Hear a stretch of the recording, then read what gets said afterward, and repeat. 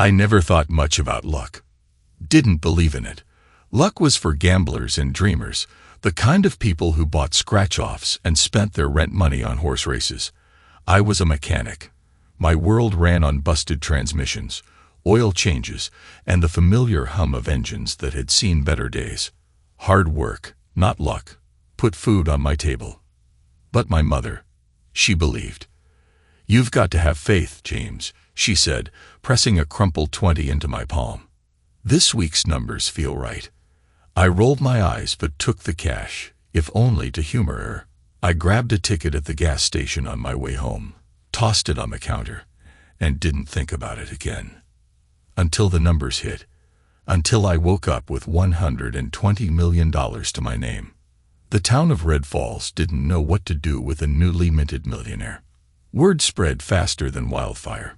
By noon, the phones at Carter's Auto Repair wouldn't stop ringing. Old customers, long-lost cousins, even the mayor, all eager to congratulate me. By 3, a local news crew showed up, asking how it felt to go from grease-stained work shirts to generational wealth. By 6, half the town was waiting for me at Ringo's bar, ready to celebrate. The beer flowed like water. My closest friends, my crew, Ethan, my best friend since grade school, and Lauren, my fiancée, stayed by my side, raising their glasses to my hard-earned luck. To James Carter, the luckiest son of a bitch in Red Falls, Ethan toasted, his grin wide. To a man who deserves every damn penny. Glasses clinked. Cheers erupted. Lauren leaned in close, her hand trailing down my arm. "Baby," she purred, her breath warm against my ear. "We need to start planning. I already have ideas." I laughed. Planning. We just won the thing. We. The word felt strange on my tongue. She smiled, but something flickered in her eyes. "Oh, honey, this is just the beginning." She pulled out her phone, scrolling through an endless list. I found some properties in Miami and a penthouse in New York. I pulled back, amused. "Slow down, babe. I still live in a 2-bedroom house above my shop." Lauren's perfect red lips curled into a laugh. "Exactly my point. We should be thinking bigger." Ethan clapped me on the back. "Don't let her drown you in champagne dreams, man. You're still you." I nodded. Damn right. Because money or not, I was still the same guy who spent my days under a car hood, the same guy who worked 60-hour weeks to keep my mother's house paid off. And no amount of money would change that. The celebration stretched into the early hours. I lost count of how many drinks were bought in my name, how many hands slapped my back, how many people I barely knew pretended to be lifelong friends. Then Victor Langley walked in. The room dimmed a little. Victor wasn't Red Falls rich. He was old money rich. The kind of guy who owned half the real estate in town. The kind who could make or break businesses with a handshake. A suit so sharp it could cut glass. "James," he called, a snake's smile on his lips. "Congratulations." I forced a polite nod. "Victor." The whole bar went quieter. People watched as he approached, his polished leather shoes out of place against the scuffed wooden floor. He extended a hand. I took it, maybe a little too firmly. "I have to admit, I never saw you as the lottery-winning type," he mused, eyes cold. "Hard work was always more your style." Ethan tensed beside me. "You here to toast him or to piss on his shoes?" Victor chuckled, unbothered. "Just offering my services." He pulled a sleek business card from his pocket, sliding it onto the bar. "Langley Holdings. Private investments. Luxury development. See, James, wealth comes with responsibility," he continued, his voice smooth. "People will come knocking. They'll want handouts, business loans, charity. If you don't handle it right, you'll be broke in 5 years." I raised an eyebrow. "And you're here to make sure that doesn't happen?" "Let's just say I have experience." His gaze flicked to Lauren, lingering a second too long. "A man in your position needs the right kind of people around him." Lauren straightened, smoothing her dress. "That's exactly what I've been telling him." We need to be smart. Something in her tone made my stomach tighten. Ethan scoffed. Yeah, I'm sure Victor's got your best interests at heart. Victor ignored him, fixing his gaze on me. Think about it. I didn't take the card. The night ended with promises of celebrations, toasts to the future, drunken hugs from people who'd never cared about me before today. Lauren excused herself to the restroom, clutching her designer purse. In her haste, she didn't notice the business card Victor had slipped inside earlier. I helped her into the car, her body soft against mine, her lips brushing my cheek as she murmured, "I love you, baby. Our future is going to be incredible." I smiled. I believed her. Ethan, standing by the curb, watched us drive away, his expression unreadable. "I've got a bad feeling about this," he muttered. But the roar of my truck's engine drowned out his words. I thought I had everything I ever wanted. I had no idea how quickly it would all fall apart. They say money changes people. I didn't want to believe it. But as the weeks passed, I started noticing things, small at first, like tiny cracks in a windshield before the whole damn thing shatters. Lauren spent more time on her phone, barely looking up when I spoke. Our nights, once filled with lazy conversations and shared beers on the porch, turned into her researching real estate in cities I'd never even set foot in. Ethan grew distant, his usual easy grin replaced with something guarded. And Victor. He kept popping up. Always friendly. Always helpful. Always smiling like a snake sizing up a rabbit. I wanted to ignore it. I tried. Instead, I focused on what I could control. I met with lawyers, financial planners, people who could help me figure out what to do with my money. I set up a trust for my mom, put some into investments, even started sketching out ideas to expand Carter's auto repair into something bigger. I figured Lauren would come around. I figured Ethan was just adjusting to the change. I figured wrong. It started with my bank accounts. I walked into the bank one morning to move some funds around, only to be told, politely, almost apologetically, that my accounts had been frozen. Frozen? I frowned at the teller. What the hell does that mean? The manager was called. More polite apologies. Something about flagged transactions, pending investigations, an issue with joint access. I pulled up my banking app, and my stomach dropped. $120 million. Gone. I barely noticed the way my hands curled into fists, the way my jaw locked so tight my teeth ached. I had one joint account, with Lauren. The bank manager cleared his throat. Your fiancée made a significant transfer. The room spun. Excuse me. She transferred the funds yesterday afternoon. He hesitated. To a private offshore account. Lauren. Lauren took my money. I pushed back from the desk, my chair scraping the tile. I barely heard the manager's nervous explanation, something about legal documents, signed agreements, things I sure as hell never signed. I was out the door before he could finish. I drove home too fast, skidded into the driveway. The front door was unlocked. Lauren sat on the couch, dressed in silk, scrolling through her phone like she didn't have a care in the world. She barely looked up when I stormed in. We need to talk. My voice was too even, too calm for the rage burning inside me. Can't it wait? She held up her phone, flashing the screen. I'm talking to a real estate agent about a property in Miami. I grabbed the phone out of her hand and threw it across the room. It hit the wall with a satisfying crack. Lauren gasped, her eyes widening. What the hell, James? I clenched my fists to keep from doing something worse. What the hell did you do to my bank account?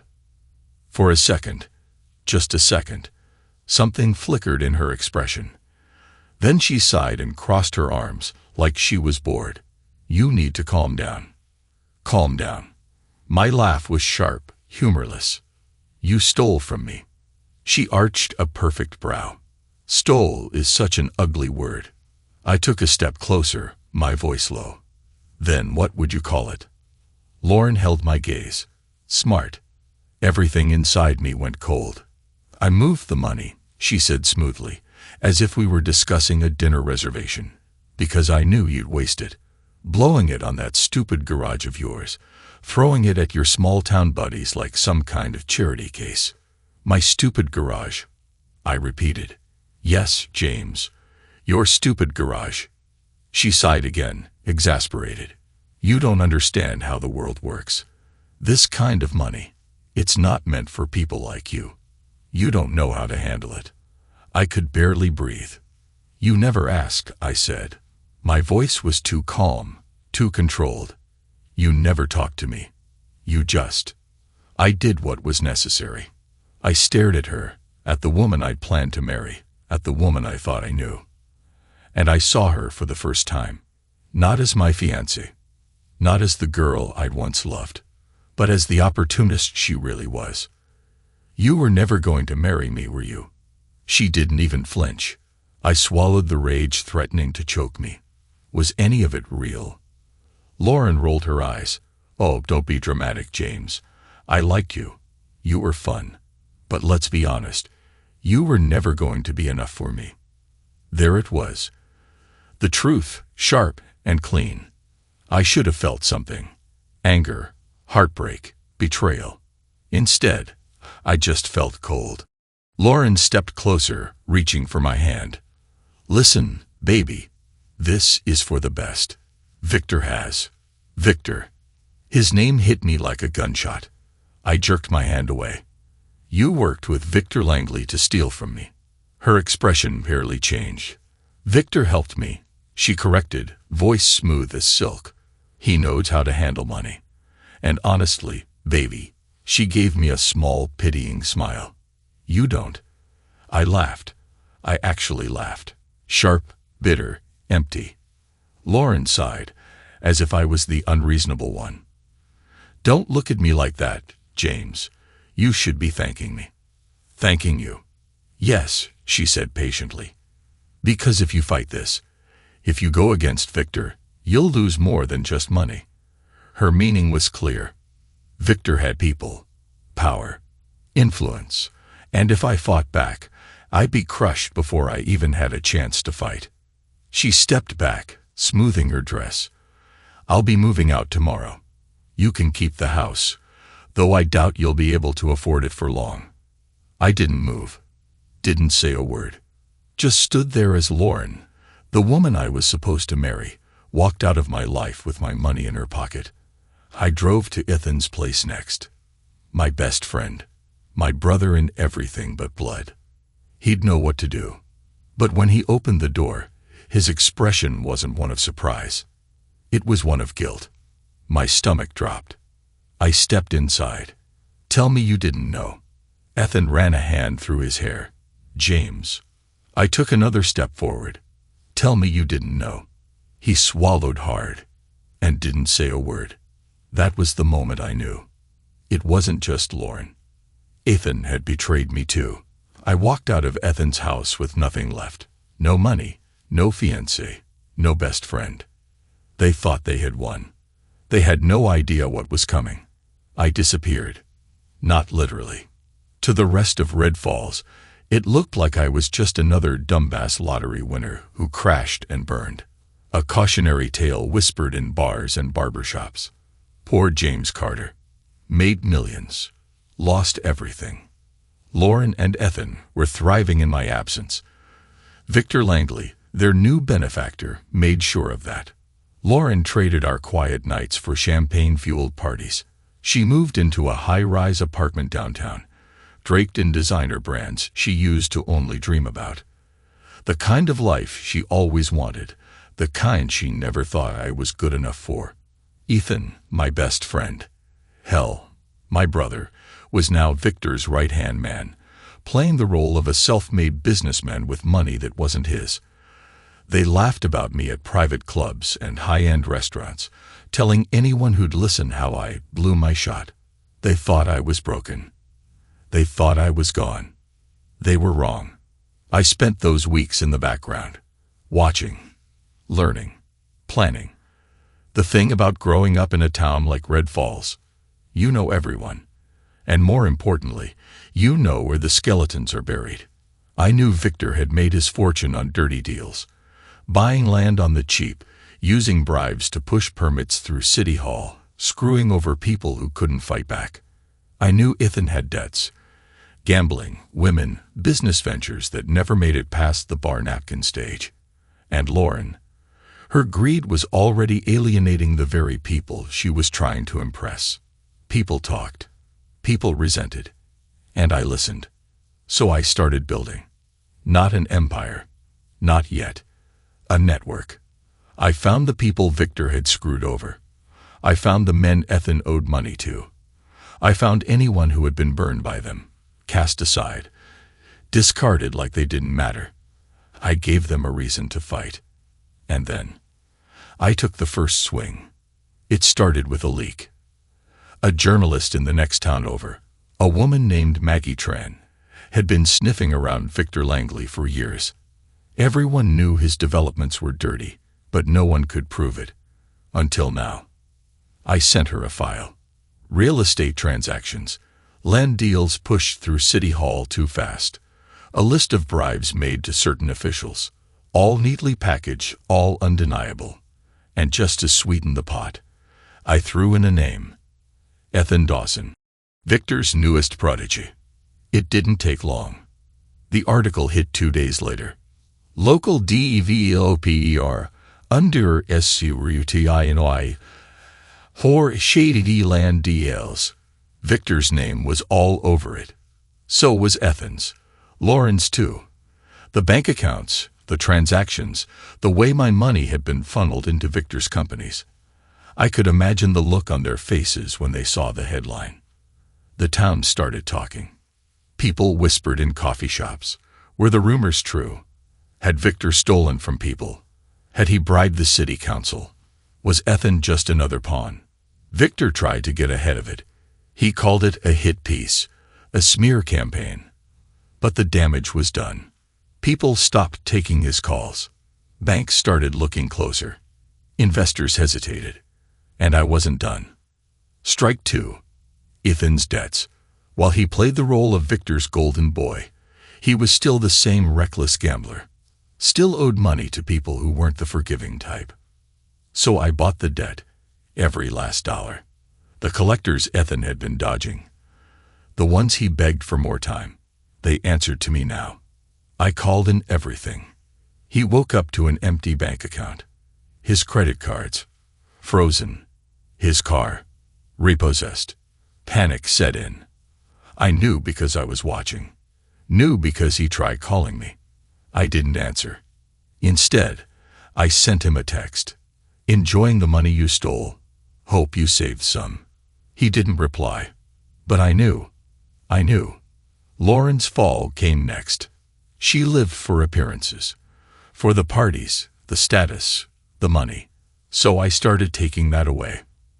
I paid a woman named Claire Hastings, a local socialite, well-connected, well-liked, to start spreading rumors. That Lauren wasn't really rich. That she was just a lucky gold digger who scammed her ex-fiancé out of his winnings. At first, people dismissed it. Then the article about Victor hit. Then Ethan's money troubles became public. And suddenly, Lauren wasn't exclusive. She was embarrassing.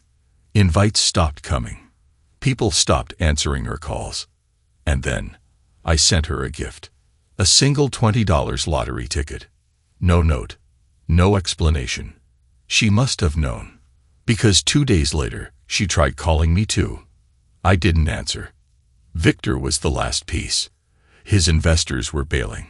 His projects were stalling. Then I hit him where it hurt the most. I made sure the IRS took a closer look. Nothing sends a rich man into a tailspin faster than a federal audit. The moment they opened an investigation, his world started burning. His business partners grew nervous. His lawyers started scrambling. And me. I watched. I waited. And when I was sure he was drowning, I made my next move. They thought they were untouchable. Victor, Ethan, and Lauren had taken everything from me. My money, my future, my trust. They left me for dead, assuming I'd slink away, just another fool who couldn't handle his fortune. They were wrong. I wasn't just coming back. I was coming for them. And the first move, I was going to make them bleed. The IRS investigation had rattled Victor. Publicly, he downplayed it. Privately, he was scrambling. I knew because I had eyes everywhere. Leon Wallace, one of my newest allies, a former accountant who Victor had cheated out of a real estate deal years ago, was feeding me everything. I sat across from Leon in a diner outside town, sipping coffee as he laid it out. His people are panicking, Leon said, voice low. His lawyers are trying to bury paperwork, move assets, anything to stop the feds from digging deeper. I smirked. Let them scramble. We're just getting started. Leon slid a flash drive across the table. This is what you wanted. The offshore accounts, the fake LLCs, the bribery payments to city officials. My fingers curled around it. This was the knife. And I was about to start cutting. Step 1. The media bomb. Maggie Tran, the journalist who published the first piece about Victor, was more than happy to take another tip. I gave her everything. Wire transfers, shell companies, emails tying Victor to illegal zoning permits, tax fraud, and campaign contributions. She called me the next day. This is huge, James. It's not just corruption. It's a criminal empire. I only said one thing. Make it public. 2 days later, the headline hit. Red Ifals Mogul under federal investigation. Corruption. And FRABDALLEGATIONS Face.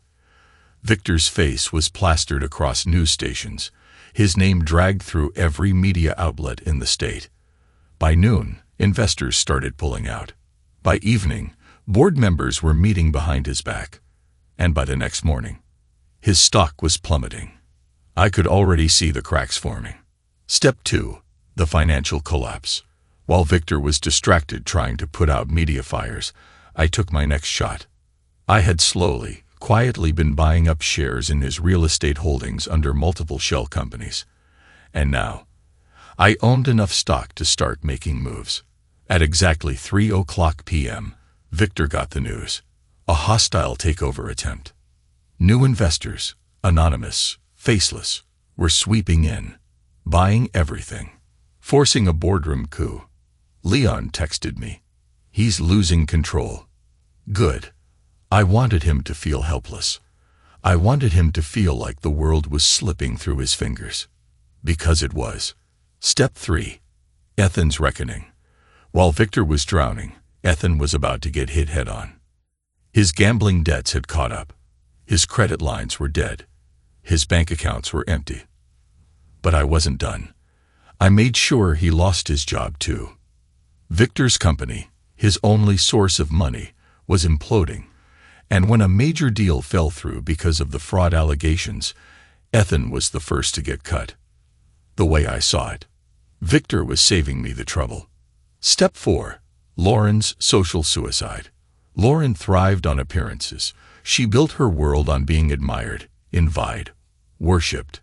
So I made sure to take that away. The rumors Claire Hastings had been spreading. They started catching fire. People talked. Friends avoided her calls. Then came the biggest humiliation. Lauren showed up at an exclusive charity gala, one of those black tie events she used to dream about. Except this time, the guest list had changed. The moment she walked in, the host, a powerful socialite, had her escorted out. In front of everyone.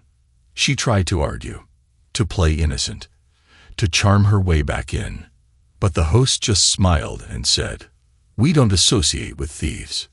That moment, it broke her. Step 5. The first warning. I waited until Victor was at his lowest, until his world was falling apart. Then, I made contact. 10:32 p.m. Victor sat alone in his office, whiskey in hand, the city lights casting shadows across his face. He looked tired, stressed, beaten, and when his phone rang, he picked up immediately. Who is this? Silence. Then my voice. Low, steady, unforgiving. You took something from me, Victor. I could hear his breath hitch. James, he said, voice carefully controlled. I was wondering when you'd show up. You thought I'd disappear, I continued, ignoring him. You thought you could take what was mine and walk away. Victor chuckled. Forced. Weak. Come on, James. It's just money. No, I said. It was my trust. And now, I'm taking everything from you. A pause. Then, for the first time, his voice shook. What do you want? I smiled. I don't want anything. Then why? I just wanted to hear you realize you were losing. Silence. You took my money. I said slowly, letting every word sink in. You used my best friend to betray me. You used the woman I loved. You made me think I was powerless. Victor swallowed audibly. I leaned closer to the receiver. But you forgot one thing. A beat. Then I whispered the words that would haunt him for the rest of the night. I know how to build things. I let the silence stretch. Let him feel it. Then I delivered the final blow. And I know exactly how to tear them down. Click. Call ended. A house doesn't collapse in one blow. It crumbles, piece by piece. And as I watched Victor Langley's empire, Ethan Dawson's reputation, and Lauren's social standing begin to disintegrate, I knew I wasn't just destroying them. I was dismantling them. Slowly, methodically, completely. Victor's breaking point. The headlines weren't going away. The IRS wasn't backing off. The feds were digging deeper, and his own people, the ones who once worshipped him, were now looking for a way out. I made sure of it. 9:00 a.m., Victor's office. His secretary, a woman named Lillian, entered his office with shaking hands. Sir, she started hesitantly. There's a situation. Victor pinched the bridge of his nose. Another one. The investors, his last remaining investors. They're pulling out. Victor looked up, stared. What? She swallowed. Langley Holdings lost 3 more financial backers overnight. They're setting. She hesitated, glancing at the newspaper on his desk. The bolded headline read, QOREPTYN, GURIBRI, and FRAD, Langley Holdings on the edgy. Victor slammed his fist on the desk. This is a witch hunt. I don't know, sir, Lillian said carefully, but the board is meeting today. Without you. Victor's eyes darkened. That's when he knew. They were turning on him. Ethan loses everything. Victor was falling. Ethan. He was already on the ground. And I wasn't done kicking him. 1:30 p.m., the country club. Ethan sat at a table, a glass of whiskey in his hand, pretending he wasn't spiraling. Across from him sat 3 men, his last chance at survival. They were investors, men who once saw potential in Ethan, men who still believed he was worth something. They were wrong, and I made sure they knew it. As they were talking, one of them, Grant Lawson, an old money real estate mogul, received an email. The moment he opened it, his face changed. The email contained debt records, wire transfers, proof that Ethan had been using stolen money from Victor's illegal accounts to fund his own deals. Ethan saw the look on Grant's face. Something wrong? He asked. Grant didn't answer. He just turned his phone toward Ethan. Ethan went pale. Where the hell did you get this? He demanded. Grant's jaw tightened. You lied to us. Ethan shook his head. This is a setup. Someone's framing me. This is your account. Grant cut him off. Your name. Your transactions. There's no way out of this. He pushed back his chair. We're done here. The other investors followed. Ethan sat alone, his career in ruins. His phone buzzed. A text.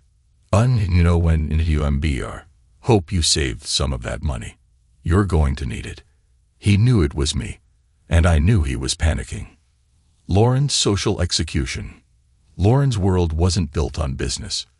It was built on appearances. And when people stop looking at you, when they stop caring, it's worse than any financial loss. That's why I took her status before I took anything else. 6:00 p.m. The Red Falls Gala. Lauren arrived wearing a $10,000 dress. She smiled at the cameras, soaking in the attention, oblivious to what was coming. The first sign that something was wrong. The way people stopped greeting her. Normally, she'd be swarmed with socialites, influencers, and Red Falls elite. But tonight, they whispered. They avoided eye contact. She didn't understand. Not yet. Then came the final blow. Claire Hastings, the queen bee of Red Falls high society, walked toward her. Lauren smiled. "Claire, I was hoping we'd." Claire cut her off with a single sentence. "You don't belong here." Lauren froze. "What?" Claire tilted her head. "We don't associate with people who scam their way into wealth." Lauren's smile vanished. "That's not true, isn't it?" Claire raised an eyebrow. "Victor's empire is collapsing. Ethan's broke. And you?" She looked her up and down. "You have nothing." Lauren laughed. A high forced sound. "This is ridiculous." "Is it?" Claire gestured around the room. "Look around, Lauren. No one's backing you anymore. You're not one of us." And then, humiliation. One by one, the guests turned away. Lauren stood there, alone. It was worse than an insult. It was erasure. The phone call that changed everything. That night, my phone rang. I answered. Victor's voice was tired. "You win," he said. I smiled. "No, Victor. I haven't even started. You've destroyed my company. You've turned everyone against me. What more do you want?" I let the silence stretch. Then I said, "Everything." The fall of Victor Langley wasn't quiet. It was loud, violent, messy. Like an old building collapsing from within, his empire crumbled piece by piece, floor by floor. And I made sure everyone watched. 9:14 a.m., Victor's office. Victor Langley prided himself on being unshakable, the kind of man who never lost. But when his assistant, Claire, rushed into his office that morning, panic in her eyes, he knew something was very, very wrong. "You need to see this," she said, breathless, shoving a tablet onto his desk. Victor stared at the screen. LAGDNEWSBROADCAST. Developing story. New evidence suggests Red Falls real estate mogul Victor Langley engaged in bribery, tax fraud, and illegal land acquisitions. Documents leaked to multiple news outlets confirm the allegations. The anchor kept talking. But Victor wasn't listening anymore. His face paled. He snatched the tablet, scrolling through the report. Emails, bank transactions, internal memos, everything. It was all out there. Exposed. The feds had already been sniffing around. Now they had enough evidence to rip him apart. This isn't possible," Victor muttered, gripping the edges of his desk. "Sir," Claire swallowed, looking queasy. "The board wants an emergency meeting." There. The phone rang. Victor answered without thinking. "Langley," he barked. A cold, familiar voice greeted him. "Morning, Victor." Silence. Then, "You sound nervous." Victor's jaw clenched. "James." I chuckled softly. "I thought you'd appreciate a wake-up call." Victor exhaled sharply. "You son of a..." "Careful," I warned, voice sharp. "You still think you can fix this, don't you?" Victor gritted his teeth. "I don't know what kind of game you're playing, Carter, but..." "Oh, it's not a game," I cut in smoothly. "Not anymore." I let a pause stretch. Let him feel it. Then I dropped the hammer. "Your company is under federal investigation. Your investors are leaving. Your own board is about to throw you to the wolves. You're done, Victor." The line went dead silent. Then I heard something I'd never expected from him. His breath hitched. I had him. He knew it. I knew it. I smirked. See you at the bottom. I hung up. 10:30 a.m. Lauren's breaking point. Lauren was drowning. The social circles she used to rule had turned cold. The parties. No more invites. The designers. No more free gifts. And today was the final nail in her coffin. Lauren strutted into Harrison & Co. boutique, head held high, designer purse swinging. She barely glanced at the store clerk. "I have an order for pickup," she said, already scrolling through her phone. The girl at the counter hesitated. Miss Arias." Lauren sighed. "Obviously." The girl winced. "Your account. It's been declined." Lauren froze. "What?" "We tried processing payment." The girl continued, visibly uncomfortable. "But your card was declined." Lauren laughed, as if the idea was absurd. She pulled out another card, sliding it across the counter. The girl swiped it. Beep. Declined. Lauren's stomach dropped. "This is ridiculous," she hissed, shoving another card forward. Beep. Declined. Heat crept up her neck. People were watching now. The girl at the register cleared her throat, lowering her voice. "Miss Arias, all your accounts are frozen." Lauren's hands shook. Victor had promised her financial security. Ethan had promised her protection. But now, they had nothing left to give her. The weight of it settled in her chest. She stumbled out of the boutique, humiliated. And for the first time, she realized she was completely alone. 1:00 p.m. Ethan's collapse. Ethan had always lived on borrowed time. Borrowed money. Borrowed luck. Borrowed friendships. He never thought about consequences. Until today. He was sitting at Victor's private club, sipping bourbon, trying to ignore the sinking feeling in his gut when his phone buzzed. Unknown number. He frowned and answered. "Yeah." Silence. Then, "You've got 24 hours, Dawson." Ethan's stomach dropped. He sat up, his chair scraping against the polished floor. "Who is this?" A low chuckle. "You know exactly who." Then the line clicked off. His blood ran cold. The debt collectors. The ones I had bought out. His hand shook as he fumbled for his wallet. Empty. He grabbed his phone, opening his bank app. $0, AVALABLE, valence. Ethan choked on air. I had drained him. Every last penny. He shot up from his chair, heart pounding, scanning the room for Victor. But Victor was gone, and Ethan was next. 4:00 p.m., the final meeting. The Langley Enterprises boardroom had never been this quiet. Victor sat at the head of the table, sweating. His top investors, lawyers, and senior executives stared at him with thinly veiled contempt. "Victor," one of them said coldly, "you're a liability." "This company is in free fall," another snapped. Victor shook his head. "I can fix this." The board exchanged glances. Then, the chairman sighed. "No, you can't." Victor froze. "The board has voted to remove you as CEO, effective immediately." The words hit like a gunshot. Victor's jaw clenched. "You can't do this." The chairman leaned forward. "Actually, we can." Victor's heart pounded. He had no control, no leverage, no power. His empire had been ripped out from under him. By me.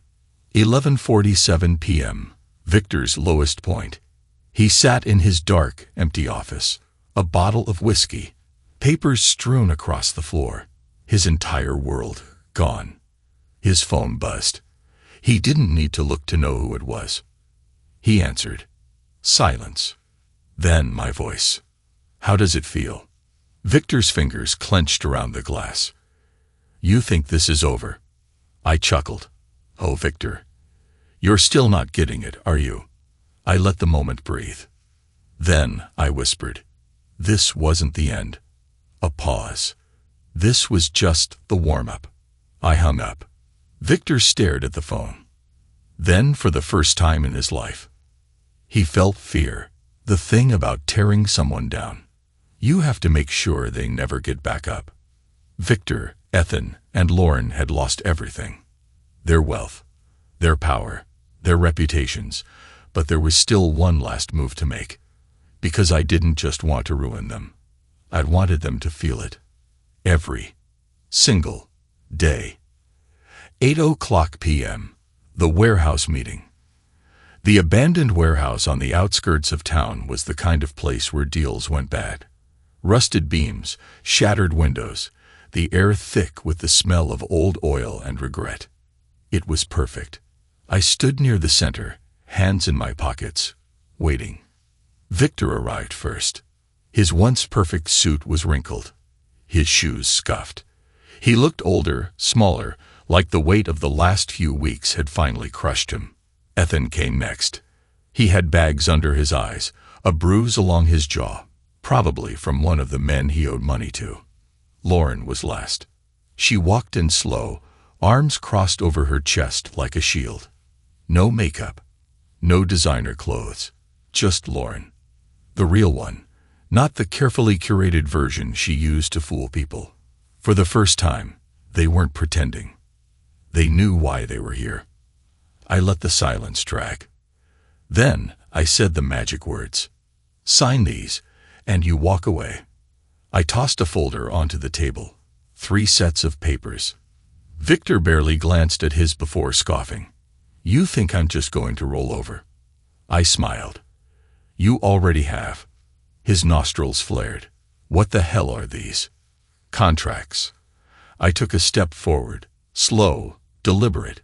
Sign them, and you'll stay out of my way. No rebuilding, no comeback, no running to lawyers. You take what's left of your dignity and disappear. Ethan grabbed his copy, flipping through it, his brow furrowing. This says I give up everything. Because you are. I watched as reality set in. The properties, the bank accounts, the remaining assets that hadn't been frozen or seized, all transferred to me. Lauren shook her head, bitter laughter spilling out. You want to leave us with nothing. You left me with nothing. Her eyes flashed. I didn't. Shut up, Lauren. My voice came out sharper than I intended, but I didn't regret it. You made your choice. All of you did. And now you're going to live with it. Ethan's hand shook as he picked up the pen. He was cracking first, no surprise. He never had a spine to begin with. Victor, though, he was still clinging to the last shred of power he thought he had. You think you won, he said, voice low. But you're just a mechanic with a lucky ticket. You have no idea how this world works. I leaned in, and yet here we are. His jaw clenched. I gestured to the papers. Sign them, Victor, before I decide to drag this out even longer. He exhaled sharply. And if I refuse? I tilted my head. Then I'll take what little you have left. Legally, of course. Victor's fingers curled into fists. His pride was bleeding out right in front of me. I almost felt sorry for him. Almost. Then, slowly, he picked up the pen. And he signed. Lauren followed, silent and seething. I took the contracts, flipping through them quickly. Everything was mine now. Every last piece. I met their eyes one last time. We're done here. Ethan swallowed. That's it. I smiled. Oh no, not even close. 11:30 p.m. The final blow. The contracts were just step 1. Step 2. Making sure they never forgot what they lost. Victor received an official notice the next morning. Langley Enterprises was dissolved. His empire legally erased. He tried calling lawyers, but none would take his case. He tried reaching out to investors, but they wouldn't even pick up. His name had become toxic. The real kicker? I had one of my contacts buy out his mansion, the home he had built brick by brick, deal by deal, and I turned it into low-income housing, a symbol of everything he used to be. Victor left town 2 days later. He didn't say goodbye. Ethan got it worse. After signing everything over, he tried to run. But his debts didn't disappear. The collectors, the ones I had bought out. I sent them a message. Ethan was off limits, but that didn't mean they wouldn't make his life a living hell. He ended up working at a dive bar just outside the city. The same guy who once laughed at me for wanting to run a repair shop now spent his nights mopping floors and serving cheap whiskey. Fitting. And Lauren. Lauren didn't leave town. She couldn't. She had nowhere to go. No money. No status. She tried dating up, latching onto anyone with wealth. But the moment her past came up, doors shut. People saw her for what she really was. She ended up in a cheap apartment on the outskirts of town, working retail. She tried calling me. Twice. I never answered. I never would. 2:00 a.m., one last call. I was in my new office, Victor's old one, now mine. The city skyline stretched beyond the window, glowing under the weight of everything I had taken back. My phone rang. I already knew who it was. Detective Yvette Parks. I picked up. "You've been busy," she said, voice smooth as ever. I leaned back, just settling accounts. "You took them apart." I smirked. "Legally." She sighed. For now. I knew what she was implying. That I'd pushed the line. That she was still watching. "Relax, detective," I said. "My hands are clean." She let the silence stretch. Then, "You get everything right, James. But tell me something." I waited. "Did it make you feel better?" I looked out the window. At the empire I had built from the wreckage. At the names that would never haunt me again. At the justice I had served. Then I smiled. And I hung up. Winning felt good. But I hadn't just been after revenge. I didn't burn Victor, Ethan, and Lauren to the ground just to stand in the wreckage and gloat. No. I wanted to build something better. Because true power, true wealth, it wasn't about taking. It was about creating. 10:00 a.m., the Carter Foundation. A year ago, I was a mechanic barely scraping by. Now, I stood in the center of my headquarters, the Carter Foundation. What had once been Victor's luxury corporate office had been gutted, rebuilt, and repurposed. No more shady land deals. No more corruption. This place had one purpose now, giving people a second chance. My team, real people, good people, bustled around me, setting up desks, organizing paperwork. They weren't businessmen in suits.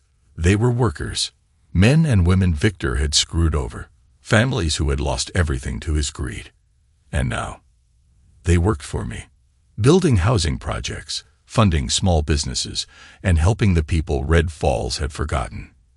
"You're doing good work here," Margaret Cochran, my lawyer and closest advisor, said as she walked in. She placed a folder on my desk, finalized the acquisition for the housing development. "It's yours now." I flipped through the papers.